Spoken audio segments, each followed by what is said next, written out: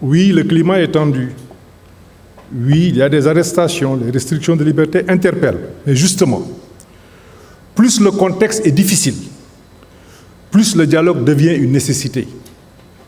Refuser de dialoguer, c'est entretenir l'impasse. Y prendre part, c'est assumer sa part de responsabilité devant la nation.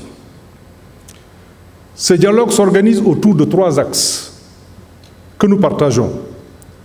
Le premier est celui des libertés publiques. Mais que vaut une démocratie où on arrête des opposants, où des journalistes, des chroniqueurs sont convoqués, parfois détenus pour avoir fait le travail? Nous appelons à un pacte national de pacification politique fondé sur la libération des détenus politiques, l'indépendance des médias et des procédures judiciaires perçues comme justes et impartiales. Le troisième axe est la refonte institutionnelle. Il est temps de rendre nos institutions plus légitimes.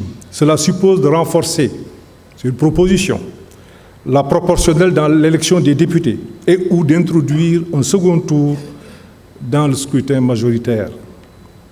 De même, la Haute Cour de justice doit être réformée. Sa composition, aujourd'hui alignée sur la majorité parlementaire, ne garantit pas l'impartialité attendue.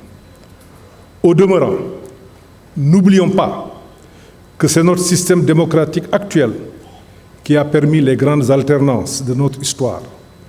Il a porté au pouvoir les gouvernants d'hier comme il a permis l'accession du pouvoir actuel. C'est un héritage précieux, fruit des luttes, des réformes, des sacrifices consentis au fil des décennies. Que l'on soit au pouvoir ou de l'opposition, nous devons ensemble préserver cet acquis. Le Sénégal ne peut plus agir de notre point de vue par séquence. On n'a plus le luxe du temps long. Tout doit être engagé en même temps. Cela exige au moins 3 conditions. Une administration remobilisée et prête à se dépasser, le président Niasse en a parlé tout à l'heure. L'adhésion de la grande majorité est indispensable de la population. Il faut parler à l'âme de la nation, consolider le lien social, apaiser les tensions. Il faut qu'on se parle en toute sincérité. Et sur le plan international, nous devons renforcer nos partenariats dans un esprit de dignité, de confiance et d'efficacité. Sur le plan social, je salue la signature du pacte de stabilité qui a été important, mais allons plus loin avec une conférence sociale nationale.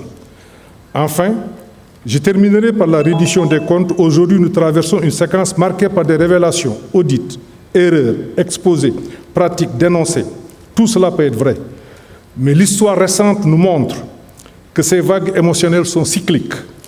À chaque alternance, scandale, sanctions, oubli, et on recommence.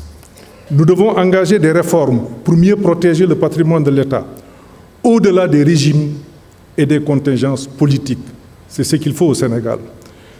Monsieur le Président de la République, je rêve d'un Sénégal où l'opposition est écoutée, pas écartée, où le débat est loyal, constructif, pas agressif, où la critique est utile, pas criminalisée.